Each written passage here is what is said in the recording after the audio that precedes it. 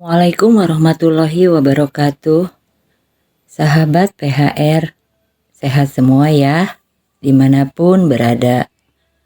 Kali ini aku akan menceritakan kisah nyata tentang korban pesugihan yang gagal. Di sini kebetulan akulah korbannya. Perkenalkan, namaku Asep. Waktu itu tahun 1979, mungkin usiaku baru genap 6 tahun.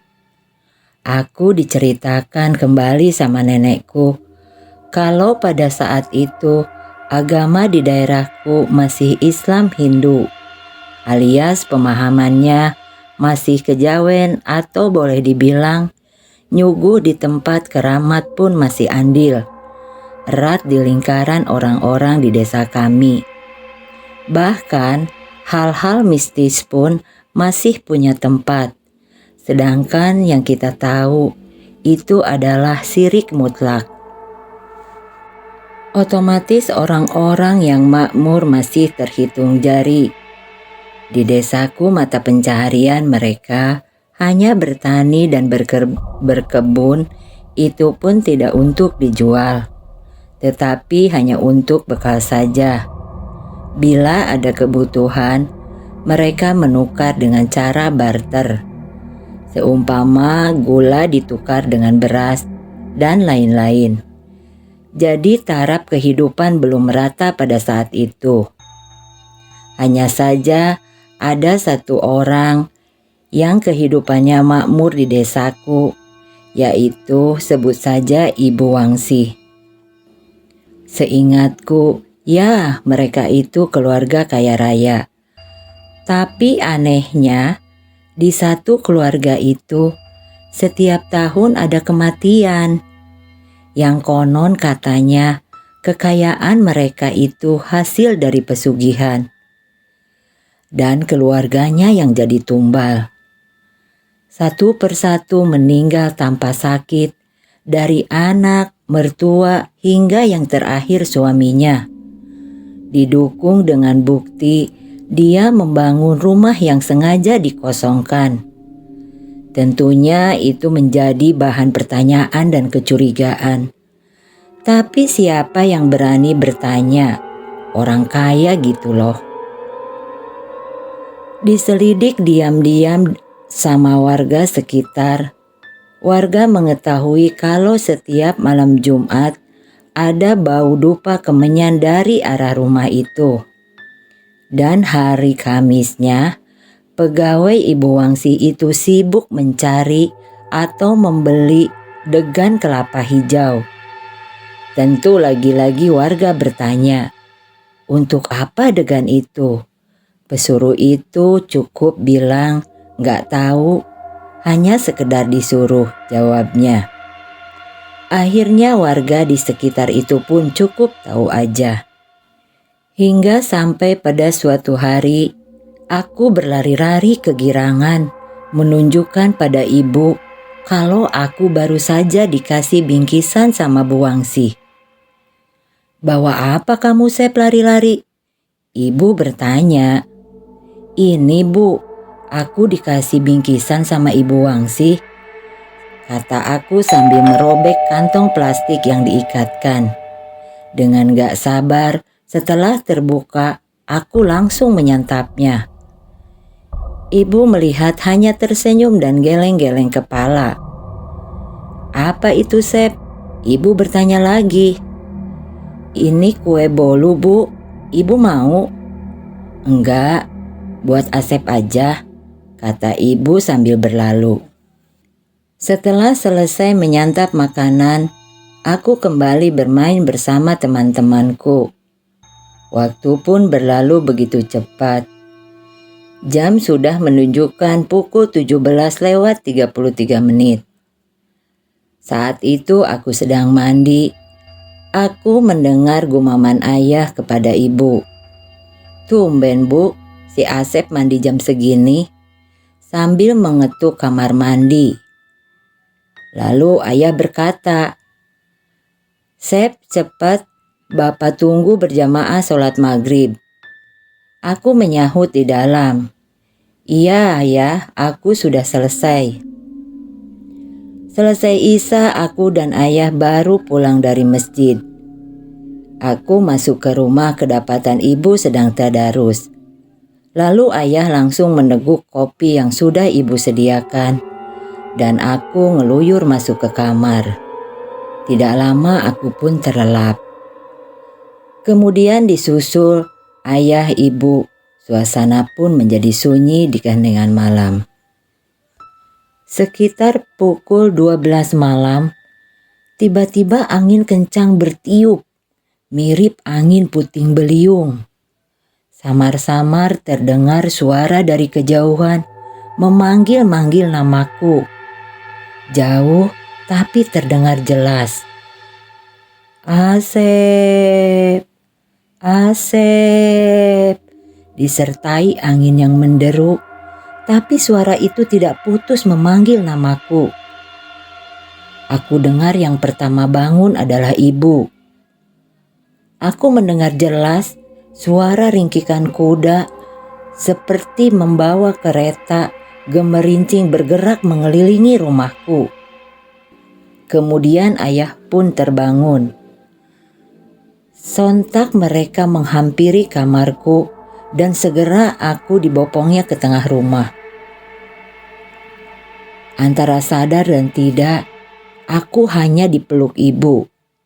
Sedangkan ayah membaca ayat-ayat suci Al-Quran sambil menyimpat air ke setiap sudut ruangan. Maklum, keluargaku Islam yang taat. Segala sesuatu pertolongan pertama adalah pada Allah. Dengan ayat-ayat itu, syarat agar permohonan kita cepat sampai ke hadiratnya. Lalu ayah ambil Al-Quran. Sejadinya ayah membacanya dan sekencang-kencangnya. Mustajab, angin beserta suara yang memanggil perlahan mereda dan menjauh. Disusul dengan kereta yang tinggal samar-samar terdengar. Dan akhirnya menghilang, suasana kembali ke semula. Tetapi tidak menghentikan ayah untuk mengaji. Konon antara sadar dan tidak, ayah mendengar bisikan gaib. "Anakmu terjaga dari ancaman kereta kuda cupang sampai kapanpun. Anakmu tidak bisa ditumbalkan." Itu yang ayah dengar. Keesokan harinya di saat kita tengah berkumpul, ayah membahas kejadian semalam bersama Uwa dan ibu. Tidak lama toa masjid memberi info kalau Ibu Tarsih meninggal semalam pas pukul 12 malam. Ibu dan ayah berpandangan, berarti aku yang gagal dijemput, kemudian ibu mertuanya yang kena. Sebab ketika menyelawat, ibu mendengar isu kalau mertuanya Ibu Wangsi itu meninggal setelah dia menyantap kue yang persis diberikan kepadaku. "Oh, kalau kita mau berprasangka, tuduhan kita itu mengena ya," ujar ayah membuka obrolan. "Ya betul ya," ucap ibu. "Kasihan ya, bulan mulut lalu anaknya yang semata wayang meninggal juga tanpa sakit," lanjut ibu. "Apa ini bisa dilaporkan, Dek?" Wah menyela. "Kita belum menangani kasus ini, sebab perlu bukti kalau membuat laporan itu, Kang," jawab ayah. Akhirnya semua terdiam, pikiran menerawang ke soal ini yang belum ada titik terang dari dulu hingga sekarang. Waktu pun berganti, keadaan desa kami kembali tenang.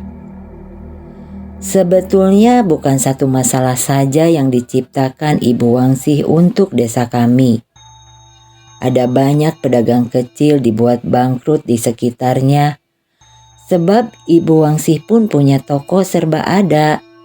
Bagaimana tidak kita tidak berprasangka kalau bukan dia penyebab mereka bangkrut. Sebab ada salah satu warga sebagai pedagang didatangi siluman ular.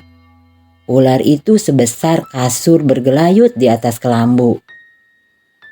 Secara logika gak masuk akal bukan? Ular sebesar itu bisa bergelayut di kelambu. Dan desisan ular tersebut bersuara Buwangsih, yang jelas-jelas melarang berdagang, yang kemudian mengeluarkan bercak bisanya ke etalase dagangan warga tersebut. Apakah ini fitnah? Tidak, sebab Mang Tarsa mengalaminya. Tapi semua tidak ada penyelesaian.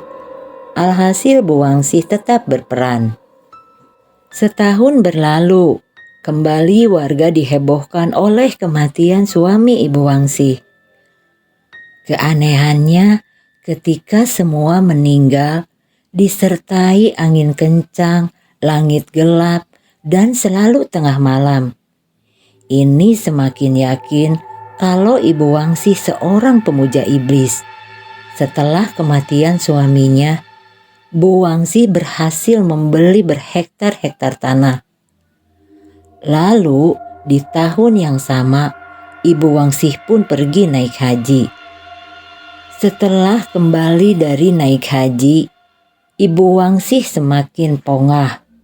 Warga pun mengijon padi ke Buwangsih dengan harga yang mencekik.